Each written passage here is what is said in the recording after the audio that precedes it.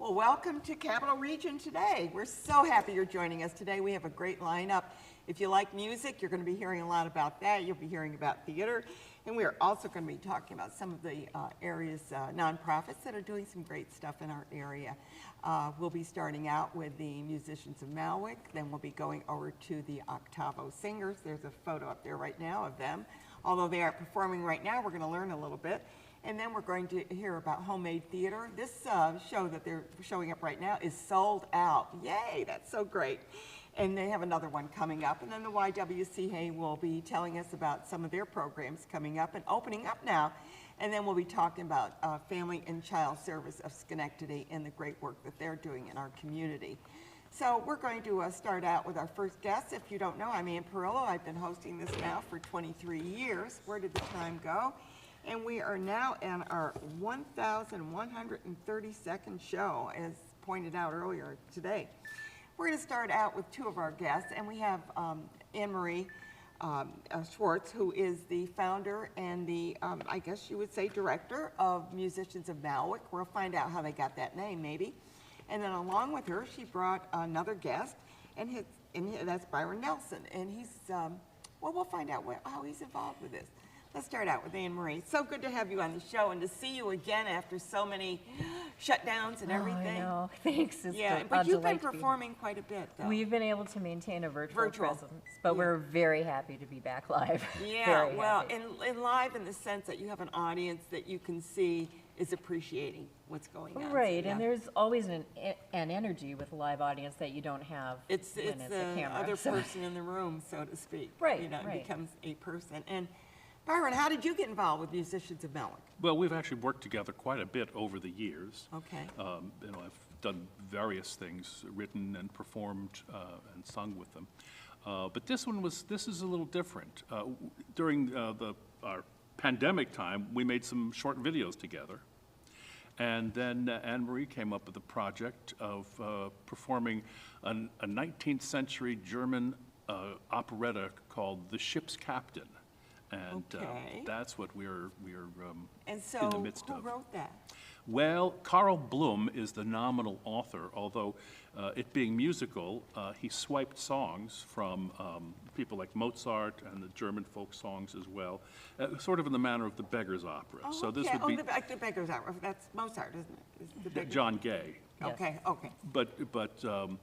So Bloom took melodies that people would recognize and hung them on an atrociously stupid plot. And it's a stupid plot. It's a zany It's a fun plot. It's fun, it's zany. Yeah. And Byron actually made a new translation of the old German libretto. He did a great job with it, kind of updated it. So you speak German, huh?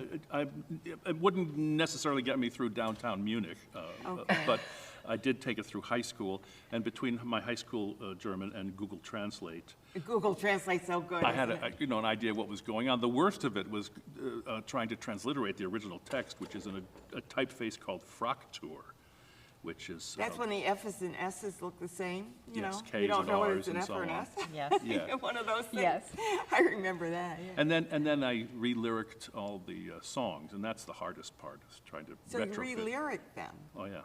So that they rhyme and they're more contemporary, and some of the questionable references from the 19th century are a little bit more perhaps comprehensible. Yeah, we tried to smooth over some. Yeah, it's sort of like when you read Shakespeare. I mean, you have to kind of know what the words mean, because you look at those footnotes, because sometimes you say, what is that? Well, and they had contemporary references that are arcane to us today. So I think Byron has done a good job. Well, they also had one of the singers drag a piano on stage, and so we tried to reduce some of the Yeah, impracticalities. that is not going to happen in our So production. they're bringing a harmonica on instead, right? Exactly.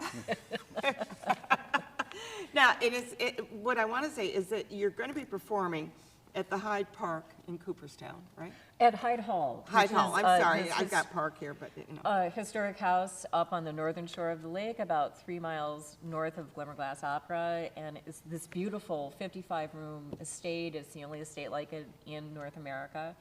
And Really? the grounds are just stunning. These expansive lawns that then sweep into Otsego Lake, and it's really... And you're talking, it's going to be what, in June?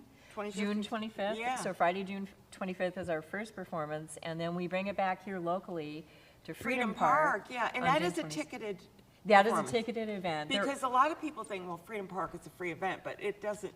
Right, this but is- it's $10 for adults and $5 for which is students. pretty reasonable. It's about an hour-long show with no intermission, so Okay. people can be COVID safe, and, Yeah. you know, they have everything spaced out there, and they'll have the backdrop of the Mohawk River instead of Otsego Lake for that one.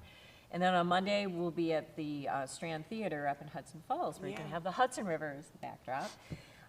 All really nice sights, and. Are these all going to be outside then, or So, sort of Hyde outside? Hall is totally outside. Freedom Park Is it sort has of- the it has the, amphitheater. yeah, just a And then stage. Hudson, the Strand, will have the, you know, it's inside, it's an old 1880s Strand Theater, I theater. think you Yeah, said, yeah. Yeah, it's a very nice performance Yeah, space. so this is really great. Oh, we have to talk about the singers. Yeah, because the singers We- are simply incredible. Just- we- Okay, let's talk about those singers. So Anne Marie poached them from the Glimmerglass Young Artists program. Oh, okay. And they're just, it's a cast of three, soprano, mezzo, and a baritone. Yeah, baritone. And- And they're Is they're that a fabulous. kind, is that a? We're kind of making that up. It sits on the high side Is of that the a- wait a baritone second. range. Well, a Verdi baritone. Yeah, okay. Yeah, but they're all fantastic and And great actors. great actors, and we started rehearsing last week, and they are so You invested. started rehearsing last week. Yes. Wow, did Yeah. that give you a lot of time? I mean, because you Well, got the we've music had- and you got the. Right, but Is this going to be like where they're going to have action, or are they going to stand Oh, up no, in front Byron's of them? staging it. You staged it. Yeah, Yeah, and it's not a big. Wow, Byron, Yeah, you're a talented man. he is. just looking for Just those doing what I do. those checks, you know?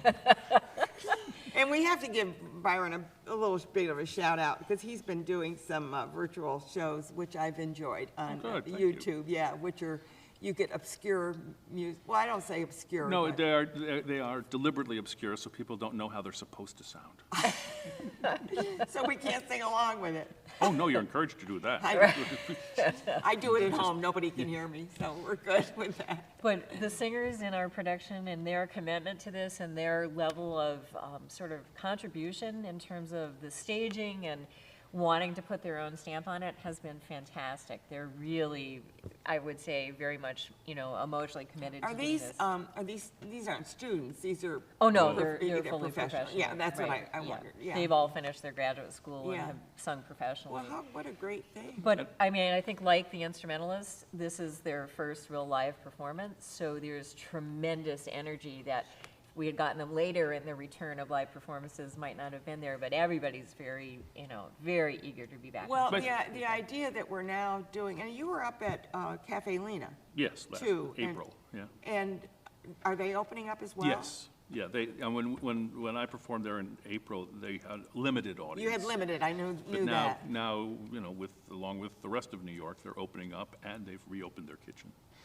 Oh, their kitchen is open now, too, yeah. Oh, I remember going there years ago, yeah. So I was just going to say, with the singers, you know, one thing we're also doing is we're giving them a chance to kind of let their hair down. I mean, they're used to doing some rather serious roles, and this is not. This And- is not serious at all. And you can see they're having a great time. They're having a blast. Well, It's just been a and- delight. And the important thing is to expose kids and young adults to this music. What ages would you say would enjoy this? Any age from 5 to 95. really? Yes. Okay. The story is recognizable on a number of levels. Young people may see it as two silly sisters vying for a romantic suitor with certain stipulations attached. Older people may recognize the ridiculousness of the situation and the old-fashioned conventions. I mean, it's watchable. There's a lot of levels to it. There are a then. lot of levels, and Yeah, the music. really old people would watch it and just regret they didn't fool around more when they were young. And there's that too. There's that too, yes, and we do sometimes look back. Well, but I digress. And the music, so it quotes Magic Flute, it quotes Beethoven songs, it quotes German folk songs. I don't want to give away too much because the last one is something that everybody knows, and it's such a surprise when you hear it in the context of the finale. And was that Byron's idea? No, it's actually, Oh, it was No, Bloom's idea. I just had to set words to it, which is. Right, Okay. rhyming words. But it works so well, and there's even, should I give away what the all the stuff is with Oh, what good. Charles, so there's yodeling in it. So it's really, So you really have dimensions to it. there as are all well. kinds of dimensions to Yeah. it. It's really fun. Well, it's great. Now, let's talk about the musicians of Malwick. How'd you get the name? Because we've talked about this before, but maybe somebody's watching for the first time and says, Malwick, what the heck is that? Certainly. So Malwick is the house that I live in Scotia. It's close to the Mohawk River. It's built in 1712 by Carl Hansen Toll, who was Norwegian, not Dutch, even though it has a Dutch name. And it has, the history of the name has various stories attached, but I think probably the most legitimate story is that originally the house was very close to the Mohawk River and would flood.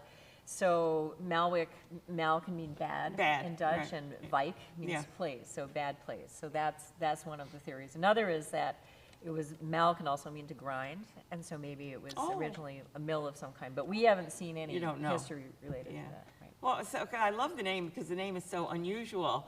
And yet, and I know people have said to me, what does that mean? And I go, well, I'm not sure, you know.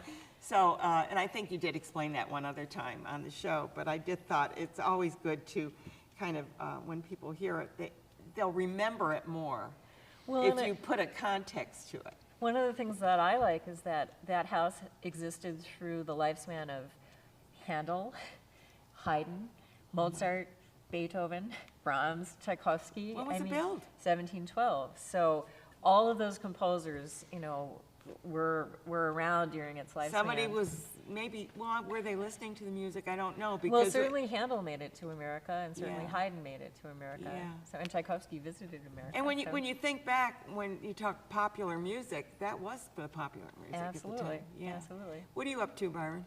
What are you doing next? Doing next, her next project. Yes, Whatever the next project is. No, you're no, doing? it's in July, Yeah. yes. Okay, so you're doing that. So you're not doing anything on your own then? Because sometimes you do your own performances. Yeah, what am I doing? Well, a play of mine is going to be produced next April, but that's a bit. in the Okay, well future. then you have to come back and talk about Yeah. a play you're doing to produce.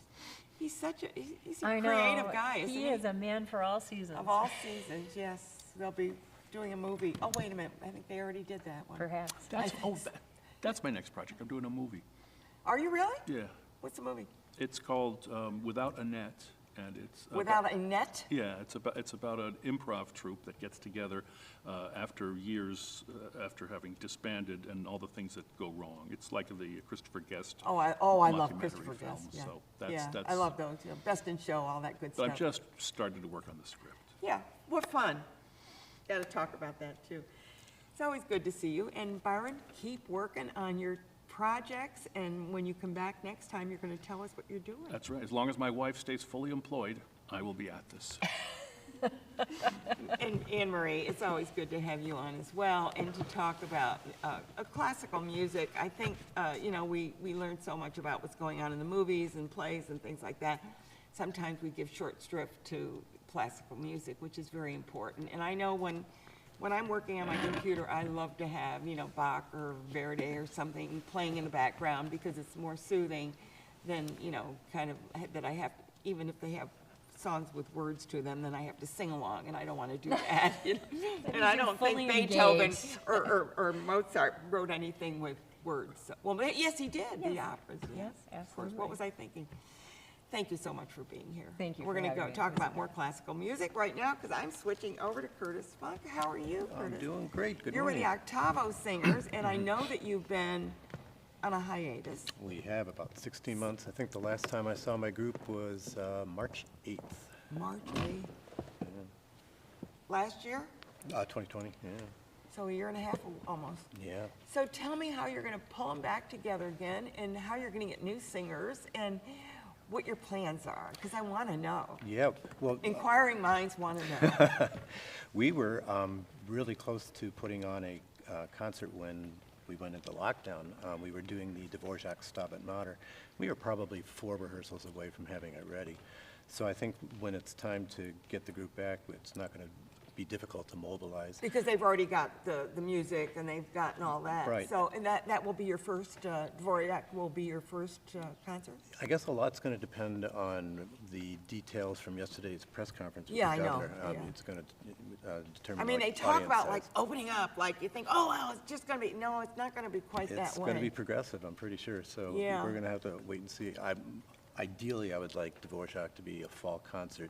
If for any reason there's a delay, then we'll do our traditional Messiah. Well, on- fall in would be December. nice. And where do you usually have your concerts when you do those? We usually have them in any church that'll fit us. We're a big group. Because you have a large group. How Yeah. many are in your group? So we've got 100 singers. This is all pre-COVID numbers, obviously, but we have 100 singers and 20 instrumentalists. So it's a That big takes up size a lot group. of space. It does, and you know, our signature characteristic is we're just a great big wall of sound. When you go to an Octavos concert, you're just blown to the back wall Yeah. there because. And I've been to them, and they are. I mean, they certainly. Yep, and they're enthusiastic and they're talented. It's just a Now, pleasure to work how with do you them. choose your singers? And I mean, because maybe somebody's watching right now and said, well, you know, now that I've been locked up for a year and I just want to get out and maybe, you know, and I've been singing in the bathtub and singing everywhere. How about singing with a group? So tell me how they would do that. We are non-auditioning, so if they have the interest in singing, if they had a little musical background, that might help because we don't do Do they have to read easy- music? Because that's always a biggie. Yeah, they don't have to. It would be an asset. If somebody shows up and they don't read music, but they really want to do it, we'll seat them next to somebody who's a strong singer, and, you know, they can kind of, you know, latch onto that for a while. But the music we do oratorios and cantatas and stuff. It's difficult stuff. So Yeah. if you do have the ability to read music, it's just going to accelerate your ability to learn the Yeah, piece. because these aren't songs somebody has been hearing over the years, a lot of them. I mean, they're going to be more complex music, it would seem to me. Yeah, you know, we do pick from some of the standard repertoire, like, you know, we've done Beethoven's Ninth and that type of thing, and we do the Mozart masses and that type of thing. But then every now and then we'll pull out a piece by, like, for instance, Carl Jenkins, the Welsh composer. So it's not, some of the music isn't as well known. But we rehearse on Monday nights, and provided they'll have us back, and I think they will, we're at Zion Lutheran on Knott Street. And I'm hoping some people. When do you think you'll start up again? I mean, at least rehearsals. Yeah, so, again, depending on the details that come out, what I'd typically do in a non-COVID year is we would get together once in July and once in August, and those are just summer sings. They're just an hour, and we'll just kind of blow our way through a piece of music, and then we'll do make your own Sundays. You know, it's more of a social thing. Rehearsals in earnest typically start right after Labor Day. So if we're allowed to have that many people congregate, and if there's going to be an available audience, then September is when we would start things Then up. you would start in September. Mm-hmm. Now, I mean, this is probably looking ahead. Are you going to be doing the Messiah? I think so. We're already in discussions with Union College to rent the chapel. And it's, you know, it's our centerpiece concert. It's the one that, it's our best attended, and the singers just love it. So to every extent possible, I want to do it. And if It's for- a tradition. And that's right. You know, and if for any reason 2021 is out, we can do Messiah in the spring, because that's actually when Handel programmed. Really? It was an. Well, how did it get the idea that every Christmas you sing the Messiah? Well, I mean, how did that happen? I'm not sure. I know that Handel premiered it, I think it was April 12th. And I think what happens, because it's divided into the Christmas portion, the Easter portion, and then Yeah, because part they three. played at Easter sometimes at some places, yeah. But I think the more familiar piece, more familiar choruses are in the Christmas Part 1 portion, so maybe that's where it got its attachment to that season. Yeah, yeah. But I know a lot of people don't think it's Christmas unless they've been to a Messiah concert. My wife and I went to a Messiah Sing. A Messiah sing? Yeah. Sing-along? Do Yep. they have a sing-along for Messiah? Yep, you walk in, you pay your money, they hand you a score if you didn't bring your own, and the audience is the chorus. And How cool. it's a lot of fun. What fun that would be. We're actually toying with the idea of having our Messiah be a Messiah singing, just because so many people haven't been able to be in their church choir or haven't been able to be in their community chorus. So that's not etched in stone yet, but it's something we're kicking around.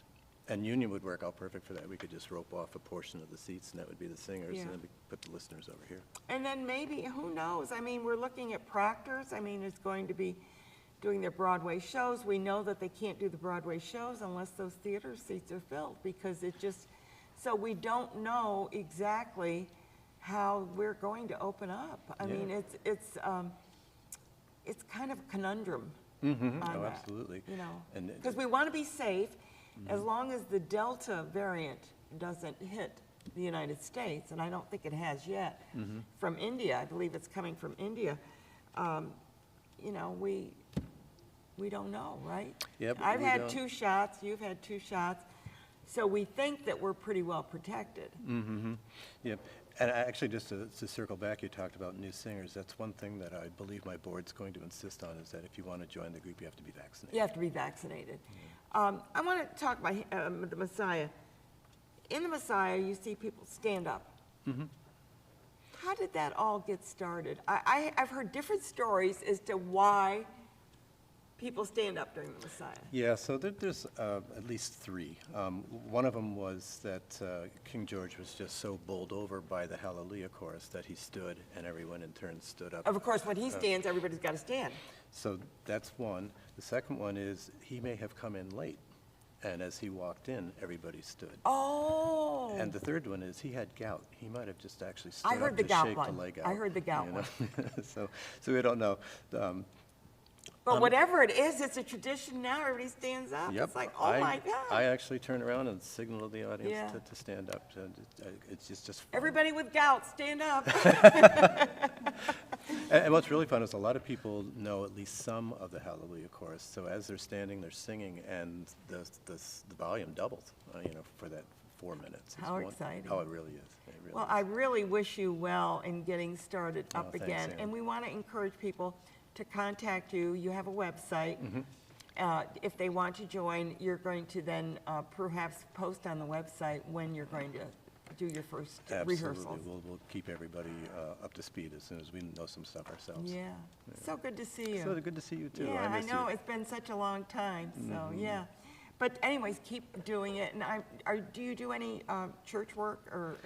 I'm a church organist at Trinity Methodist, downtown Albany. Oh, okay. And we've been doing a combination of virtual and in-person for probably the last 6 months. We've all had to adapt, haven't we? Absolutely. It's the new Everybody normal. seems to be doing it successfully. Yep. We hope. Good. Thank you so much for being here, Thank you, Curtis. Ann. It's always a pleasure Pleasure to see seeing you. you, too. I'm going to Thanks. switch over because we're going to be talking about theater in a different way, because we're not doing a musical play, I don't think, although you did the Sister Act, right? We're you're doing doing it now? nonsense at the Huh? moment. Oh, nonsense. Did I say yes. the Sister Act? Yeah, Yes. I did. Nonsense. I knew what it was. And I think I put Sister Act. I hope you changed that when I had it on the screen, Sister Act.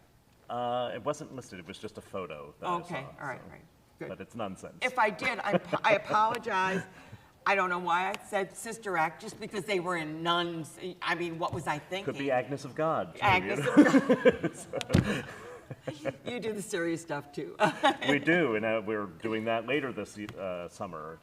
The David Ives' New Jerusalem is Yeah, and much you know, more I- of a serious play. I looked up that play because I was not familiar with New Jerusalem. And when I looked it up, it takes place like in the 17, 1800s? Or 1656. 60, well, I'm off a couple centuries, you know.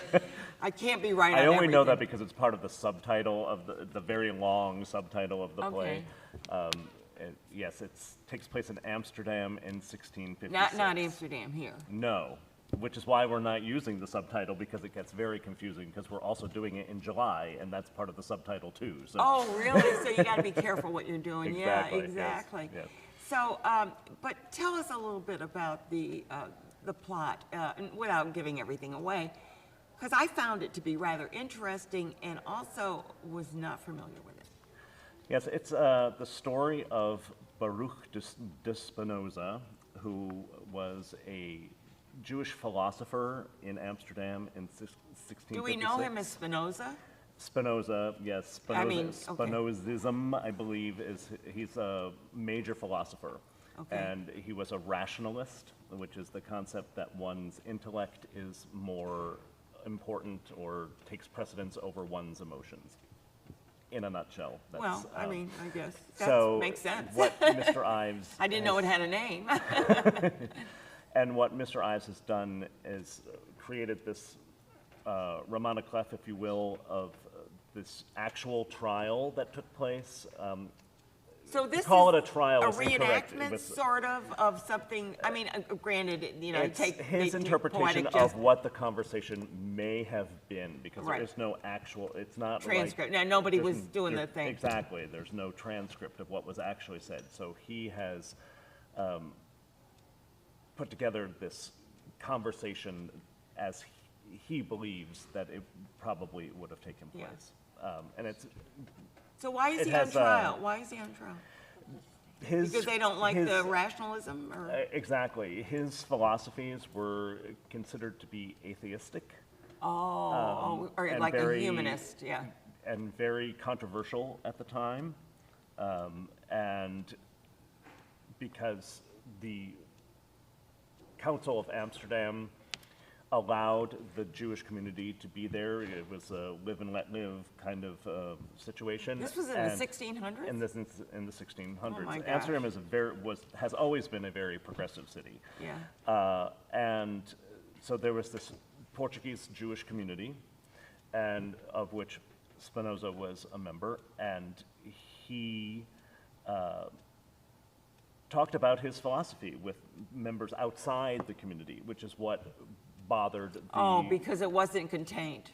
Exactly. And so they felt threatened by these ideas. And so in order for the Jewish community to continue living in peace in Amsterdam, they had to have this moment, this conversation, trial, if you will. And as a result, Spinoza was excommunicated. And From what? From the Jewish community and from his family. Oh, really? Yes, yeah. So that's what is discussed and the focus of the play is on that. So this is a real person, and It's a real person, it's real a event. dramatic characterization of what perhaps occurred at that time. Exactly. Whatever happened? Now I'm enthralled with the story. I know we should be talking about the play, but did he die in exile? What happened? He did. He died in exile at the age of 44. Ooh, he was young. This happened when he was 23, I believe, if I remember correctly. And he is buried in The Hague, in Okay, a Christian yeah. in a Christian cemetery in The Hague. Really, that's interesting. That's where they have all the war crime. Is it The Hague? Yeah. Yes. This sounds like a really great play. It is. What It's made fascinating. you It's choose fascinating. this, or who chose it? Who chose it? Homemade Theater chooses things. We have an artistic committee, so it's about 9 members on that committee, and we read plays together, and we discuss them, and then we choose a season From that. from And how many that. plays do you do a season?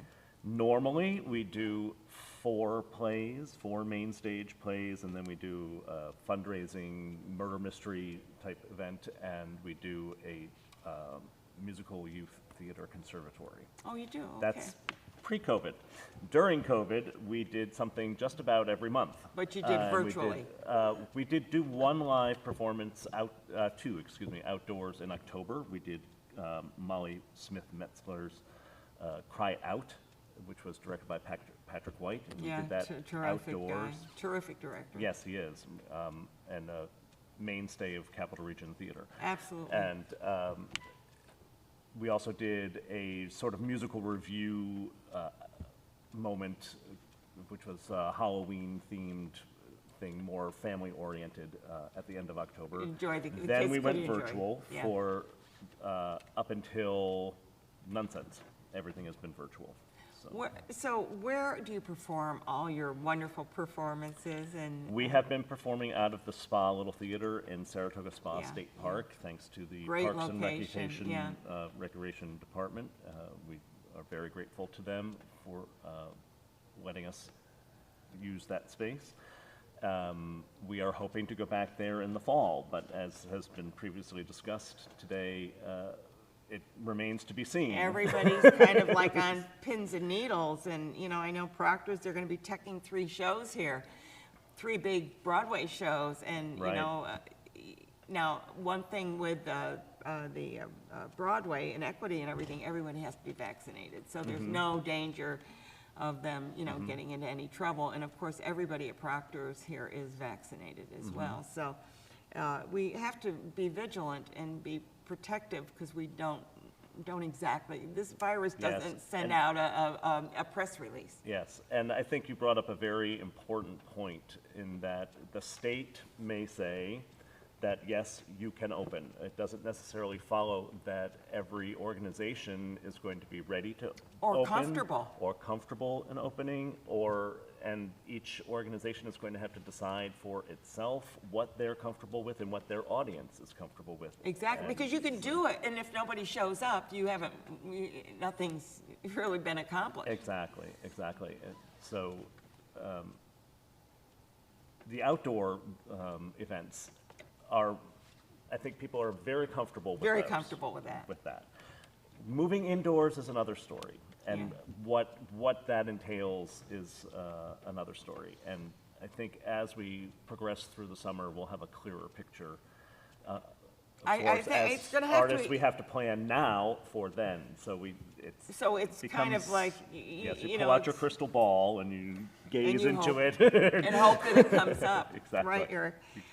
The thing with performances and things, we just don't know, and I know I read in the paper that Schenectady County is like 76% vaccinated, and yet like Fulton County is like way down there, hasn't been vaccinated. I mean, so, Yeah, Mohawk Valley seemed to be the Mohawk lowest Valley's very from- bad, yeah, too. When I was. yeah, when well, I was say sick. bad, but poor, Right, 60 yeah. something percent, or around 60%. Well, that's a good number, actually. Yeah, It's but it was still the lowest in the state. Yeah, yeah. Yesterday, anyway. So when we look at this, you know, it might be different in different locales on how people are, you know, moving Yeah, forward. and even, for example, New Jerusalem, we're doing at 2 synagogues, and we're I doing. saw that, and we should say when it is, too, because you Yes, usually July do it, at 25th at the spot, Sharat but please say. Tefillah in Saratoga on Ywca Avenue, and August 1st at Congregation Beth Shalom in Clifton Saratoga. Park. Oh, Clifton Park. That's Clifton Okay. Park. I put that, 2 performances each day okay. at 1 1 and and 5, 5. yeah. Yes. Thank what you, I I wrote. had to remember. Yeah, I wrote down 1 and 5 somewhere, but Yeah, it's 1 and it 5, isn't on this yes. piece of paper, but I wrote it Yes. somewhere. And there'll be information on our website about And there is a that. charge for this, Yes, because you gotta. $25. You gotta It's fairly pay rent reasonable. too, and, Yes, and, you know, exactly. costumes and everything. How many characters in your, This is a 7-character play, oh, wow. and we're sticking with smaller cast I think everybody things is, they're at- picking plays with 1 for or a 2 while. characters for a Yeah, while. Probably at least through the fall. Yeah, good. Well, Eric, thank you for being here and telling us about homemade theater, and I hope you'll come back again. I think this might be your first, It is. It's actually, I just welcome. started. Thank you very much. I appreciate being asked to be here. And I just started as the general manager of Homemade Theater in September of 2019, just in Oh, time. just in time to Just in shut down. time for the Weren't shutdown. you lucky? Yeah, so the majority of my tenure has been during COVID, and Yeah. what a joy that has been. well, you know what? It just comes part of the itinerary, you know? You just say, this is what happened this year and then next year, and we hope Yes. we open up a little Yes. bit more. Thank you so much. Yeah, and thank you for being here. And I'm going to switch over to another nonprofit that is trying to open up and get back. It's the YWCA that is fabulous and doing great things. You have domestic violence. You're working on so many different levels. Sure. Tell us what's going on. Well, first of all, it's wonderful to be back here know, isn't in it? person. Yeah. And we are very excited at the YW. We're at 44 Washington Ave, right in the stockade. We've been here for 133 years. Our building is 93 years old. And you're talking about doing a little expansion. Yeah, too. so we have a capital project underway. We're gathering all of our funding, but we hope to have a new 54-unit building right in the back of our current building. So that, we're hoping to break ground before the end of this year. And our housing, domestic violence, and early learning really has not shut down. So we've been open. We are You have just been not open the open whole to the time? public, but our services to all of our clients and all of our Schenectady You've been community. continuing with those. Nothing has stopped Now, there. you used to have two places, one at Schenectady County Community College or something? We still do. So we have You an still early have both? learning center for 0 to 5 at SUNY Schenectady, and then one at our main campus Okay. in the Stockade. So we still have those, and they did take a hiatus during the height of the pandemic, which is like April to like July. But then we reopened and have been serving children and their families ever since. And how are the kids handling this? Because, You know, they're resilient. Everybody says Sure. kids are resilient. It's The no R big word. deal. Yeah. Very resilient, and yet we still are seeing kids coming in now who have not had any exposure, right? So they've been a year with mom or dad or grandma, You mean whoever's been exposure to other kids? to other kids. I know. and- I have a great grandson. Right, and right away, our teachers are seeing a difference between those children and the children who maybe were in childcare but had to take some time off because of COVID, or those kids who just kept coming. They kept going to childcare. So we're seeing some differences in their capability of dealing and interacting with other kids and teachers. So Well, when they you- are resilient, but there's a change because There's of a COVID. change. When kids are home all the time, they are the center of attraction. I mean, in other words, Yeah. their parents, this is all they know is that I want milk, I want this, and they're taken care of. Sure. And they don't, if I want this toy, I take Which is that. important to have that one-on-one problem, not a interaction, but you problem come with into that. childcare, But- and we're talking 1-on-5, 1-on-7, 1-on-8, and so then They that. don't understand then why I there's- can't have that attention Yeah. immediately. As much as our teachers are fabulous and awesome, I'm we sure love they UIW teachers, but there's a transition for those children, for all children when you come into early learning, but Everybody, even more parents so are now. talking about that. Exactly, They're exactly. saying, gee, they really need play dates. They need something to know that they've got to share and all of that. But let's talk about your domestic violence program, because I think that's a very important program that you have. Absolutely. And I know you have safe homes and you have certain places that, that are safe for women. I don't know, I think, I even heard that you handle men sometimes. Sure. Yep. So let's talk about that and what happens to the pets when they have to leave. So good. I You're got lots of covering, questions you're there. covering everything. So for our domestic violence victims who need support in finding housing and they need to leave a very They have to dangerous leave situation immediately, right? And I think you work with things of your very own as well. Things of my very own, and the lovely guests coming on next, Child and Family Services. So we work with a lot of different nonprofits, Bethesda House, SCAP, all of them, City Mission. We're all in total partnership, and that's the Not best thing. duplicating, but working together. Working together. So if someone contacts us and says, I need a place to stay, well, we give them the hotline number because we are the hotline contact in Schenectady County. And then we get them safe shelter. It might be with us, or it might be sending them to another shelter, because if their perpetrator is very close to our shelter, You wanna get we 'em- want to get them further away. So we do that. Then if they're bringing children with them, we have a children's case manager who will start to work with that family immediately in helping parents to get kids reschooled or to get them backpacks and clothing and diapers for babies, so those types of things. And we do work with other agencies to help gather those supplies. And then if they're bringing a pet, so if it is a certified service pet, we do work with them within our Yeah, shelter because you system. can't deny that. Exactly. Yeah.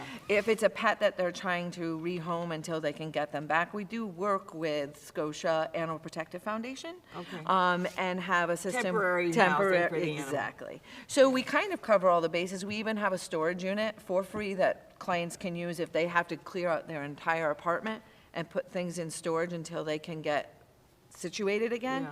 We can get them free storage. So we kind of try to cover everything that would deter somebody, but it still takes somebody up to 11 times to leave. And that is, that is, that right? that is a 11 stat. times? And maybe it's higher now. So initially during COVID, we had our numbers drop because everybody was very fearful for it. So it didn't matter. I'm scared, I want to leave, I'm being abused, but I'm going to stay where I am. But now we're back to, and it's been a while now, really filling and overfilling because we have so much need out in the community. And housing, as I'm going to segue into that, the housing is just unbelievable right now. The need for housing in Schenectady that is safe, that is quality, It's unbelievable, and the Really? eviction process, I mean, I could be here The for an hour with eviction you, Ann. is an issue, and it's an issue for landlords, and Exactly. it's an issue for tenants. And I Exactly. mean, it's like, there's no easy way to solve this, I don't think. I think everybody sees what the landlord's got to pay their taxes, they got to Right. do all this, and they got no income coming Right. in. And then you got the tenant who doesn't have a job, I mean, Right. it's a mess. Right. And the other thing with the landlord not having money coming in, repairs. So then apartments fall into disarray and disrepair, and you have a bigger problem because now code is saying, well, you've got to fix Section this. 8 is going to come in and do a. Landlord is saying, I can't fix that, I don't have the I money. have the money. So that has created another barrier for us, but we are still full, and we are still running a huge waiting list. Hence why we are looking to get this capital project underway, because the need is so high. What do you need? I mean, if somebody's watching this right now, what could someone help you with? Oh, my goodness, there's a huge list. I mean, from making a donation of bedding to fans to a dollar amount. And we just finished our Purpose People campaign, the 3 Ps. I don't know why they did that to me, but they did. Yeah, a But- little alliteration Yeah, there. but we met all of our goals. So we raised over $23,000 for the campaign Okay. in just 3 weeks. And so the need is there for us to serve our clients. And the dollars, even though support from the community, we get foundation dollars, we get state grants, we get federal grants, and our donors are amazing, you are amazing. Really, we are always looking for dollars for people to get their birth certificate because they left without it. Their driver, I don't even think of those right, things. the driver's license, clothes for their kids, a back-to-school backpack. Those types of items are things that grants don't usually cover. And so diapers. And we, like I said, work in partnership with a lot of different agencies who we kind of share supplies, like, oh, you've got 98 packages of diapers? Yeah, Okay, I'll well, give you diapers and you give us this. Yeah, I'll swap you We'll this for swap. that, And so that's the magic of Schenectady and partnership and collaboration. But it's also that we're sharing a smaller pool of resources because we're such a small county. Yeah. So, we are always, you call us and say, can you use this? We'll be really honest. We can or we can't, or here's another agency that can use those items. So let's talk, just throw these out, because people have, over the COVID, has been cleaning Yeah. out, but don't know what to do with things. Right. I mean, if you've got extra masks that you're saying, okay, we don't have to wear, okay, we'll take masks. We'll take bedding, gently used twin-size bedding, pillows, because everybody likes a new pillow when they move in. Underwear, bras, brand new, of course. Oh, yeah. Because people sometimes come in, they leave in the middle of the night, and they don't bring those Yeah, things they don't with them, bring all because our they're worried clothes. about their kids' favorite stuffed animal. Well, and a you lot know? of times you worry about, when I mention the pets, because sometimes an abuser will threaten. Oh, absolutely. They threaten injury to the favorite pet of the kid. Or already even. have done that, and now there's one pet left, and now that person is not leaving without that animal. Yeah, so that's why I think it's important that you don't put them at risk. Exactly. I mean, I know it's an animal, but it's still a very important creature to this family. Well, and you've seen many times, I'm sure, that people are more emotional about an animal dying in a movie than they are a person. It's very sad to say, but sometimes that is very much the case, that you see the puppy or the cat, and then you're bawling. Yeah, I know. But 10 other people die in the movie, and it doesn't Yeah, affect you the yeah, same. you just So say, family "Where's the pets, will?" right? Family pets, as I have 3 of them, and 4 if you count the fish, are very important, and you don't want anything to happen to them. So you can use money. Yes. And you can use donations of items. Yep. And if you're not sure, I'll talk to the audience, if you're not sure, call them Absolutely. and see if maybe somebody could use it, because these people that have been kind of kicked out, whether they're men or women or whoever, Doesn't are matter. kicked out, they need to establish a new residence. And that's what we help them do. So our hope is they come into shelter, and then we move them onto their own permanent housing. Or they come through our advocacy department, which is our victim specialist department, where they're working with people right in the police department and right in family court and right Wow. in child protective services. So they're right in the Right in the building, we yeah. have offices. And then we have our counseling. So if you need counseling, you can just call and say, hey, I'd like to come in and talk to a counselor. I'm really struggling right now. Yeah. Right there on our main campus, we have counseling. And it's more important because, like you said, I mean, I find that number staggering. 11 times leaving before you really leave. In many ways, sociopaths or with violence are very good at Manipulating. promising things that will never happen. I will never do this again. Right. I'm sorry I hit you. I don't know what got over me. It's the power and control, Leo. Yeah, Power and and it's that control. constant going, so they go, well, maybe he's going to change this time. Because they loved the guy at one time. And that's the main key there is a love for that person. It's not just, sometimes it may seem like it's a need because of childcare or money, but many times it is based on love. And so that's an emotion, which we talked about in the last section there, that it's hard to break them apart, that love, and then your brain saying, but I know this is wrong. I know, this is I know wrong. this isn't Talk to any teenager who's going out with a guy or a girl that is just bad news. There's nothing Absolutely. you can say or do except keep your mouth shut. Right, and we work with teens too, Yeah. so we go into the Schenectady Yeah. School District, hopefully coming up in the fall. Because girls are and being do- abused by Well, males. it's both ways. Boys and girls need to Okay. know what healthy relationships look Yeah. like. And so we do this great thing around Valentine's Day is we set up this pop-up Valentine's Day. And you go in and you look and there's balloons and the heart with the chocolate in it and the teddy bear and the necklace of the heart. And you say, oh, wow, this is great. This is healthy relationships. Then you go closer and you look at the items, which are set up all over a room or in the hallway at the school. And the heart says, I only love you because you have sex with me. And why are you even here? You're so fat. And that's what the bear says. So the bear is like mimicking. So all the things are negative things. So just because it's sugar-coated doesn't always mean it's a positive, healthy relationship. And so it's having teenagers learn the difference between I'm going to give you things versus what is healthy in a relationship, emotionally, mentally, and that you're not being controlled, because you want teens to learn that very early. Absolutely. So we're not just working with victims and people who have already been exposed. We're also working with, we hope, the way to prevent this. Yeah. So it's hard. They get mixed messages on TV. Who knows, but you're doing a good job. oh, thank you. We're and busy. your whole team is, because I've been over there and I know that you're all dedicated workers and wanting to do the right thing for people that are in distress, or not always in distress, because you do other programs when you open up. You're doing other things, Christmas Sure. trees and swimming and Yeah. all the other things that you do. But thank you so much, Kim. It's always a pleasure to have you on and learn about what you're doing. Thank you so much, Anna. It was a pleasure to Thank see you again. Keep up the good work, and we'll try and get some money for you. Okay.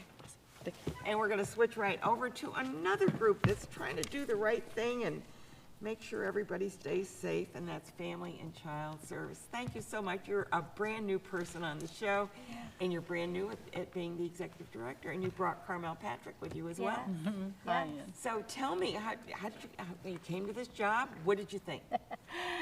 Thank you so much for having us on. I'm really excited to be here, and I am just so excited to have the opportunity to work with Family and Child Great Service. guests, aren't there great guests I here? mean, this is a wonderful opportunity. Yeah. So I've been in nonprofit for my whole career.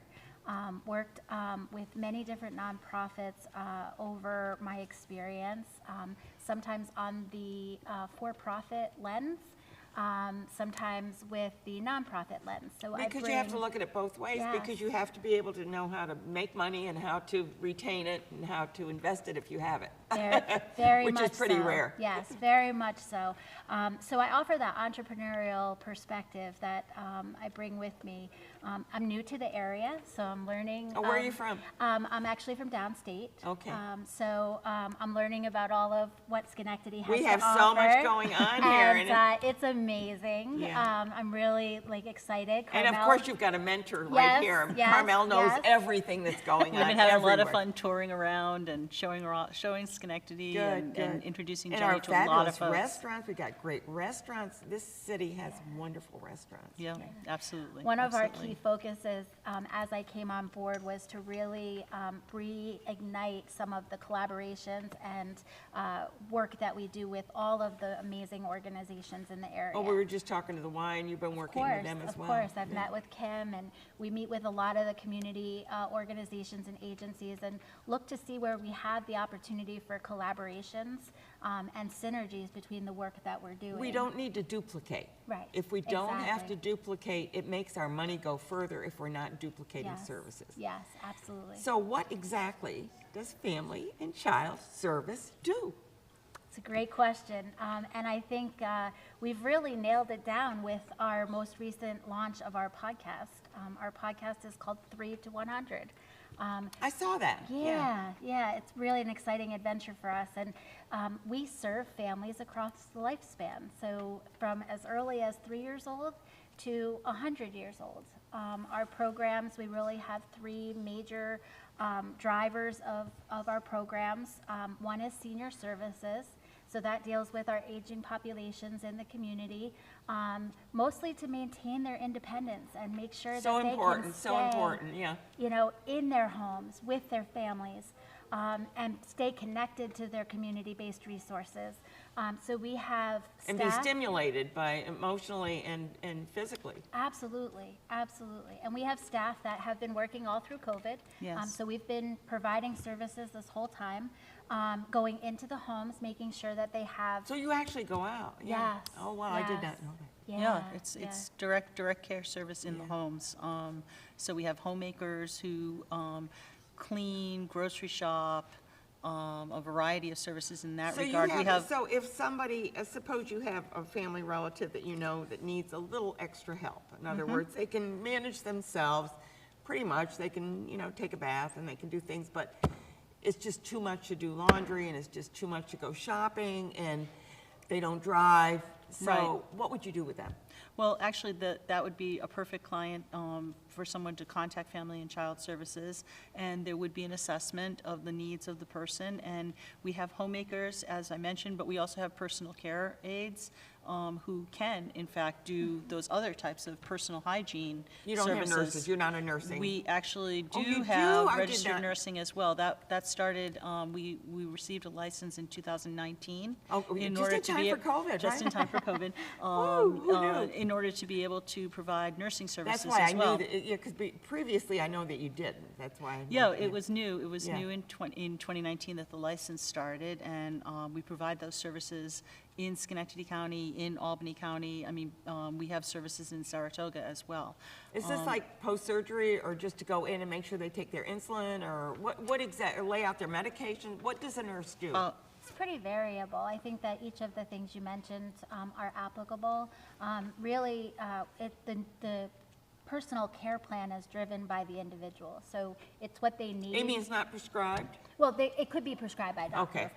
of course. But in terms of the assessment that we complete with the family or the individual, we're looking at where we can meet their needs. So if that is, we don't, do medication management, but if that is to help them, go to the pharmacy or, pick up groceries, those types of things. So it's a wraparound service that we offer for that individual to make sure that they can be as independent as possible. Right. So- Well, I know a lot of times it's like, my background, of course, is pharmacy all my career, but they forget to take their medication. So sometimes Yeah. those tools Sure. that they That's right. use are also helpful. That's right. Absolutely, absolutely. And then the other side, Yeah, you so- want to talk about our family support services? Sure. So we have family support services that work with families and individuals with intellectual or developmental disabilities. Challenges, yeah. And we provide respite and ComHab services.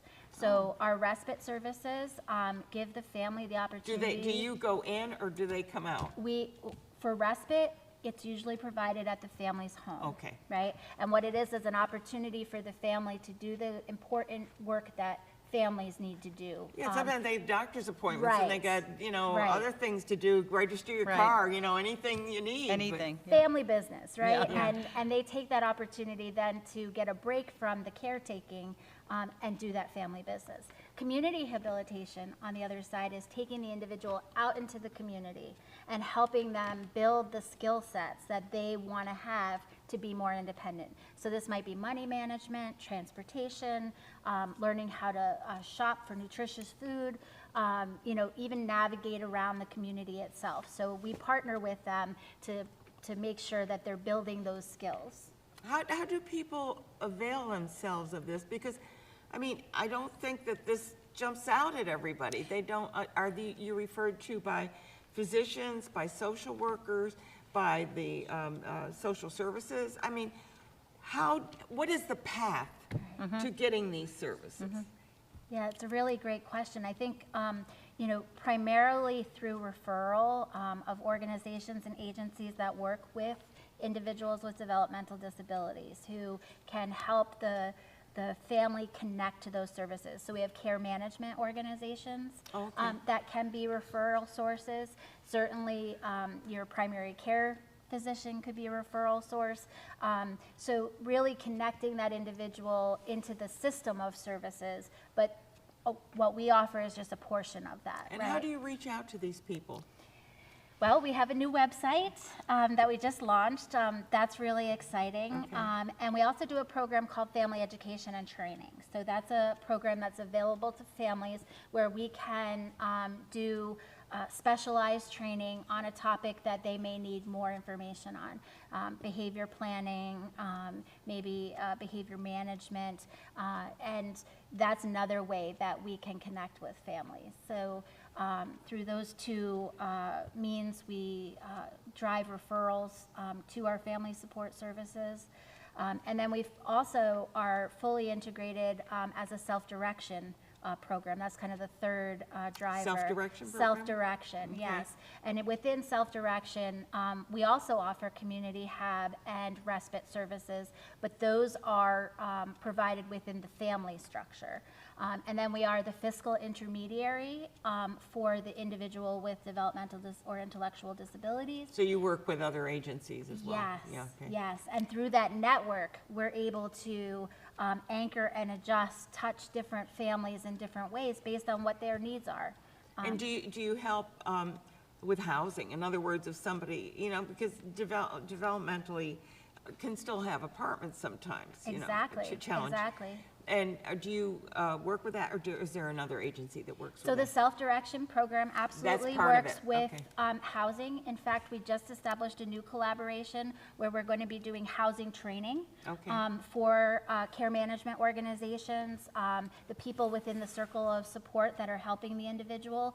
I'm really excited about that because it helps them navigate, maybe not when they're ready to go immediately into the housing, but starting to prep for that before they're actually ready for moving out of their family's home into their own housing. And it builds their self-esteem knowing that they're able to have that. Jennifer, I want to welcome you Thank to you. Schenectady. I know Thank that you. you have a great tour guide here with Yes. Carmel. You've been in many agencies and know so much about this community.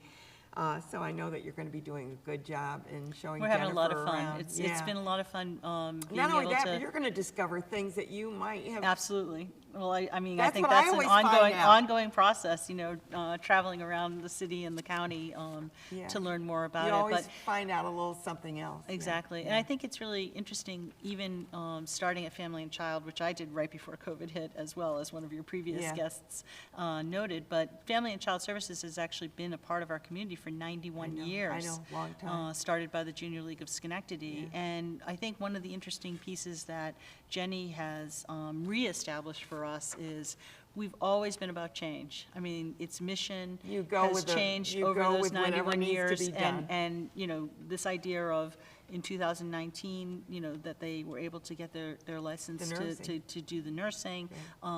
Constant, what are the needs in the community? How do we assess those community needs? And now how can we respond? So you So I step think, up- I you think with step a up new, where it with a needs- new leader, we're in that process again. You got a of job figuring ahead that of you, out. but it So- looks like you're up for it. I want to Absolutely. thank you both. I'm going to tell you who's coming on with our next show. We have an artist coming on, and he's going to be demonstrating his art. Unusual art, but really interesting. We're having a chiropractor on to talk about what about chiropractic, I guess is the question we're going to ask. And then we're going to learn about the dino exhibit over at Viaport and learn about that. And then we'll talk about getting in shape to do that Freihoffer's Run for Women.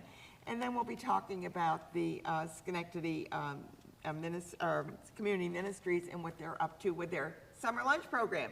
So stay tuned for another great show coming up, and we'll see you next week.